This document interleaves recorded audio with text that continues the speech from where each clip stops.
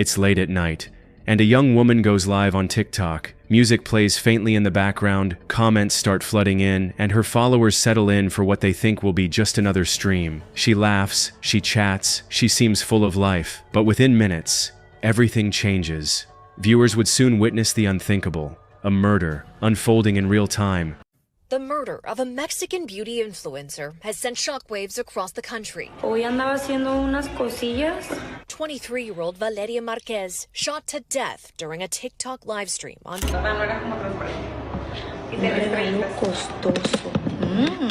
with nowhere to look away.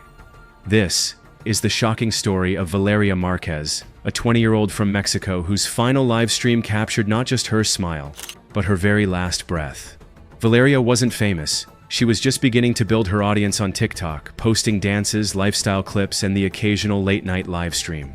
It would be the last video for Marquez, a rising online star in Mexico with nearly 200,000 followers between Instagram and TikTok. To her followers, she was warm, funny, and approachable, the kind of girl who felt like a friend through the screen. She dreamed of becoming bigger, of growing her platform, and maybe even making a career out of it. But what no one knew was that Valeria was also living in a place where danger lurked close by.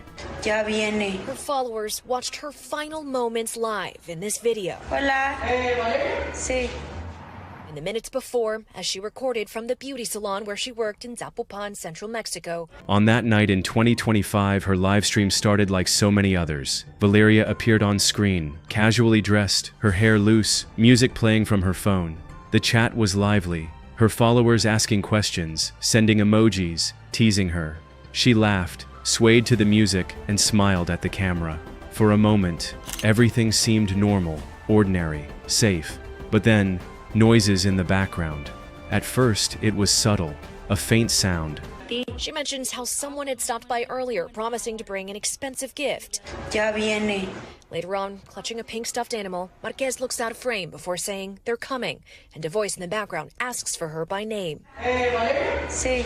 Marquez replies yes, then leans over to mute the sound on the live stream. Like voices outside her room, Valeria glanced off screen, her smile faltering for just a second, before she quickly forced it back. Most viewers didn't notice. They kept spamming hearts and comments, unaware that something terrifying was creeping closer. Minutes later, it became impossible to ignore. Loud bangs echoed from outside. Valeria froze, eyes wide, glancing again toward her door. The chat exploded, some asking, "What was that? Are you okay?" While others thought it was just fireworks or maybe her neighbors being loud. But Valeria knew better. Her body language betrayed the truth. She was scared. Suddenly, the door behind her burst open. Two armed men stormed into the room.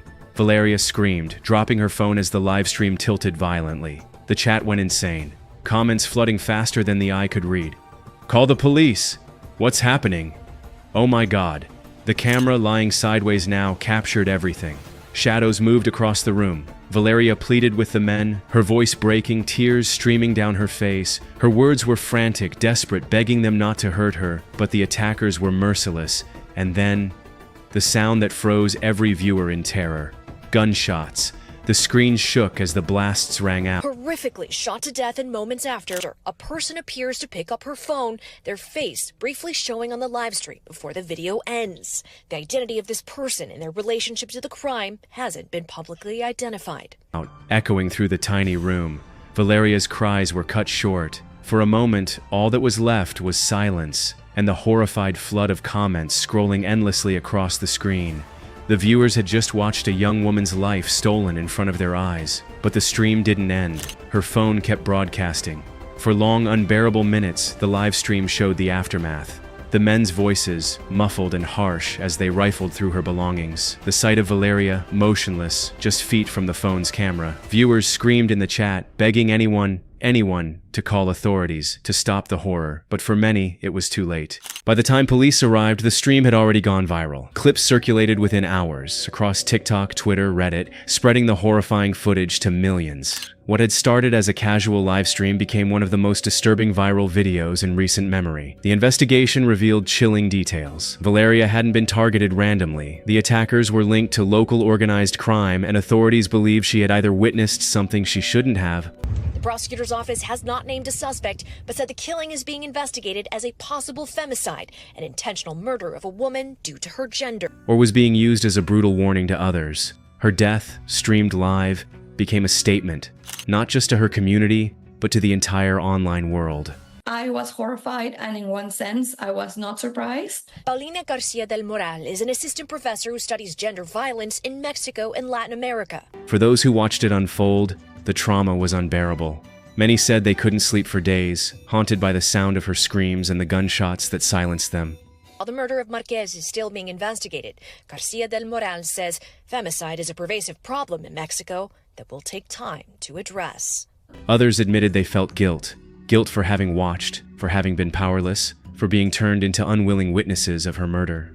The tragedy of Valeria Marquez wasn't just in her death, it was in the way it was consumed.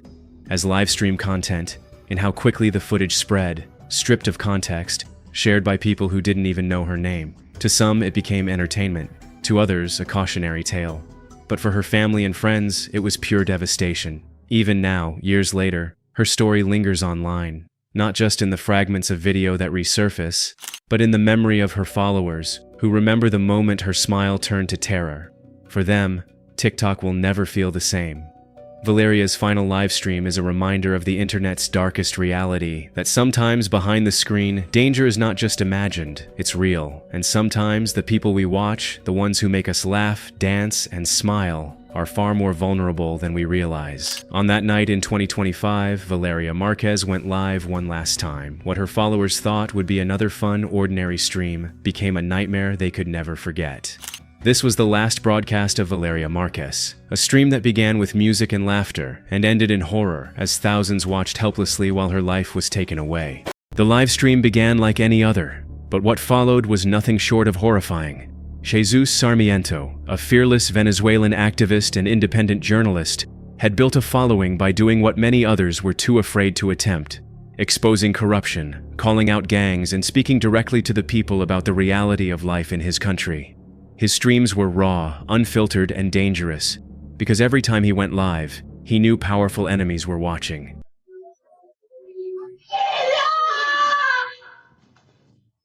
Right now, William is cleaning the house, a DCD commissioner sent by JJ, assisting Jessino Pinalito, who is present in J. Ginorelli. On that night in 2025, his audience tuned in expecting another hard-hitting truth session. But what they witnessed instead was his final stand. Jesus appeared on screen in a dimly lit room, his face illuminated only by the glow of his phone. His voice carried urgency as he spoke of corruption at the highest levels, naming names, pointing fingers, and describing the ways gangs and politicians work together to keep the population under control. His tone wasn't that of a man who feared consequences, it was of someone who had already accepted them. His words were sharp, cutting through the silence of the night, and his viewers could sense the weight behind them. Many commented in the chat, begging him to be careful, warning that he was going too far. But Jesus didn't stop. In fact, he leaned in closer to the camera, almost as if daring anyone who was watching from the shadows to make a move. "If they silence me tonight," he said, "remember my words. Remember who is truly destroying this country." It was a chilling moment, almost prophetic, and then it happened. The sudden crack of gunfire shattered the stream. The screen jolted as the phone was knocked from its position, capturing only blurred images of the floor and the chaos that followed. Screams, footsteps, the sickening sound of more shots. It all echoed through the live stream.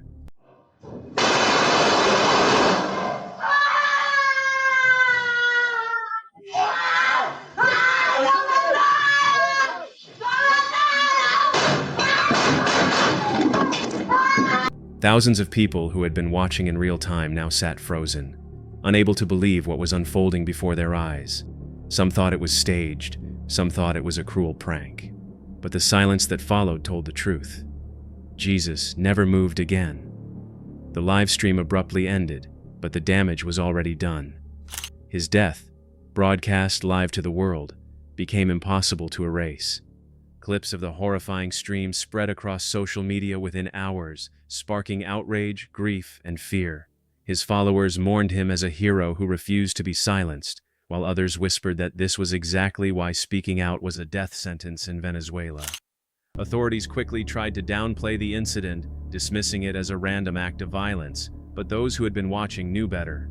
They had seen the way he looked into the camera, the way he practically predicted his own fate, and the way the shots rang out just moments after his boldest accusations. For many, Jesus Sarmiento's final live stream wasn't just another tragedy, it was a grim reminder of the cost of truth in a place where lies are protected by bullets. His murder silenced one voice, but it amplified his message far louder than he could have ever imagined. And for those who tuned in that night, the memory of what they saw, the chilling moment of his final words, will never leave them. Imagine scrolling through Facebook one evening. You see a familiar face go live. At first it looks ordinary. A man sitting in his room staring at the camera, his phone buzzing with notifications. But within minutes, thousands of unsuspecting viewers would witness something they could never forget. This wasn't just another live stream. It was the last broadcast of Ronnie McNutt. Ronnie was 33 years old, a U.S. Army veteran from Mississippi. To most of his friends, he was known as a kind, funny, and caring man. He loved movies, comic books, and spending time with those he cared about. But behind the warm smile, Ronnie carried heavy scars. He had served overseas, experienced trauma, and after coming home, struggled with depression and feelings of isolation. On the evening of August 31st, 2020, Ronnie logged into Facebook Live. Viewers saw him sitting alone in his room, his phone angled slightly upward. At first, the stream seemed harmless. Some friends even tuned in, assuming he wanted to chat. But then, his words began to shift. Ronnie's tone was heavy, his expression darker. He spoke about hopelessness, about pain, and then he hinted at something far more alarming. Friends watching grew concerned. Some tried to call him directly. Others frantically messaged him, begging him to stop the broadcast. One friend even rushed to his house to try and intervene, but by the time they arrived, it was too late. The stream continued, and suddenly, without warning, Ronnie did the unthinkable. In a single horrifying moment, his life came to an end. Live, in front of everyone watching. The screen froze in shock. The chat exploded in panic. Some viewers screamed at their screens, others broke down crying, and thousands more couldn't look away. The aftermath was equally disturbing. Facebook scrambled to remove the video, but in the hours after, copies had already spread across the internet.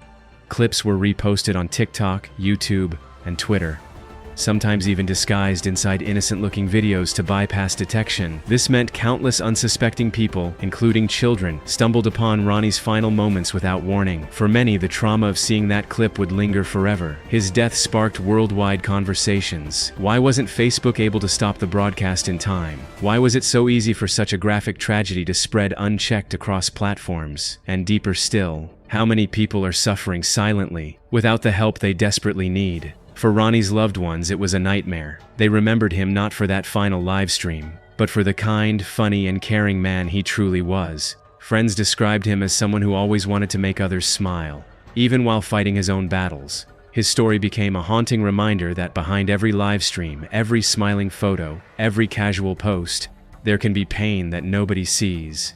Ronnie's last broadcast remains one of the most disturbing and widely discussed live stream tragedies in internet history. It forced platforms to rethink moderation, and it left viewers with a chilling truth. Sometimes, what seems like just another stream can suddenly turn into something no one is prepared to witness. You're watching a live stream, just like any other. Music is playing, the chat is scrolling, the streamer greets his audience with a smile. But then, something shifts. That smile fades. His words turn darker, and within minutes, thousands of people realize they're not watching entertainment anymore. About 40 minutes earlier, some people behind their screens were able to see and hear his last breath in the chat. They're watching a man's final moments, live. This is the haunting story of Jean Pormanov. An investigation has been launched after a French streamer died taking part in a live broadcast on the online platform, better known online as Raphael Graven. A streamer whose final broadcast began like any other, but ended in a tragedy so disturbing that many of his viewers still can't forget what they saw. Jean wasn't a celebrity. He wasn't chasing fame or fortune. He was just a 26-year-old French man, passionate about art, music, and connecting with people online. His streams weren't massive, maybe a few dozen viewers at a time, but those who tuned in described him as charismatic, authentic, and sometimes even a little mysterious. When he had a heart attack, according to a friend, whose brother was there. In the middle of the night, he started breathing heavily. We were light years away from thinking that there was a problem. We thought he changed position and started snoring, and then it lasted a few minutes, and then he stopped snoring completely and didn't move anymore. That night, his broadcast started like usual.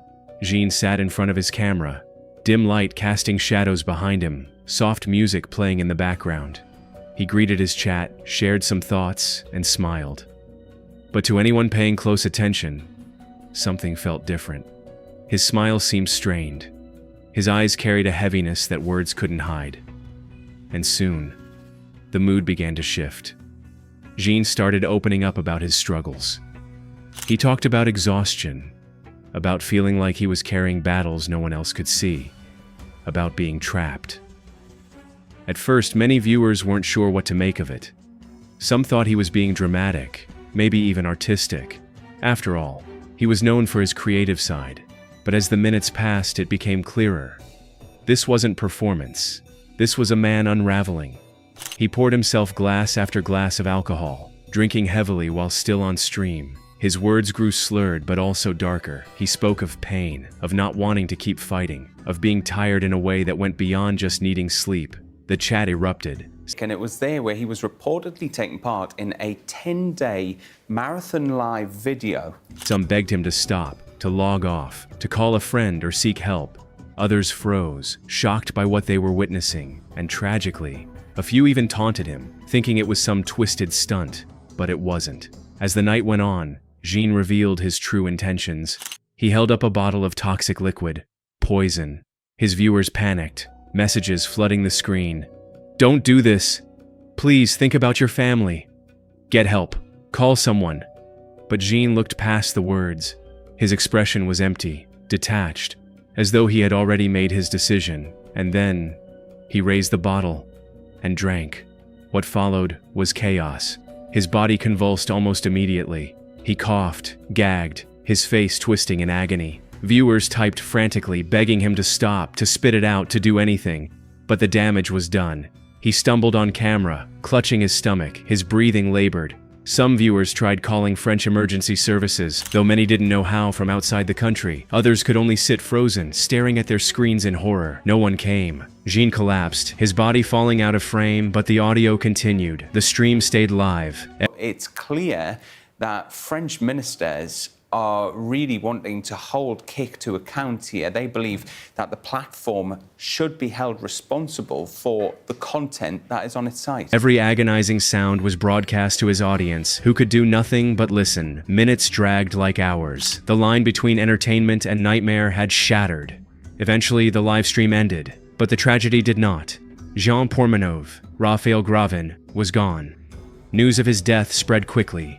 Online forums, Discord servers, and Twitter threads exploded with shock, grief, and outrage. People debated what they had witnessed. Was this a cry for help ignored too long? Could someone have saved him if they acted faster? Or was it always going to end this way? For many, the horror wasn't just his death. It was the helplessness. Hundreds of people watched in real time, yet no one could truly intervene. It exposed the darkest side of live streaming, that sometimes the audience becomes powerless witnesses to a tragedy they can never undo. Clips from that night circulated online, often against the wishes of those who begged for them to be taken down. Viewers admitted they were traumatized, some saying they couldn't close their eyes without replaying what they had seen. For many, it shattered their sense of safety on the internet. Suddenly, live streams weren't just harmless entertainment. They could be windows into something raw and devastating. Jean's story left a chilling legacy. It forced people to reflect on how easy it is to dismiss someone's pain as content, how quickly cries for help can be misread as drama, and how fragile the line is between connection and isolation in the digital world.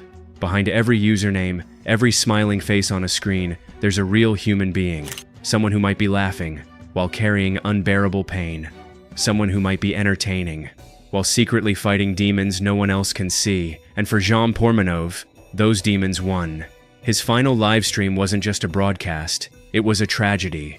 One that reminded the world of the responsibility that comes with watching, with listening, and with caring. Because sometimes, the difference between life and death can be whether or not someone feels seen. This was the last live stream of Jean Pormenov, a night that began like any other, but ended in horror, leaving his audience haunted forever.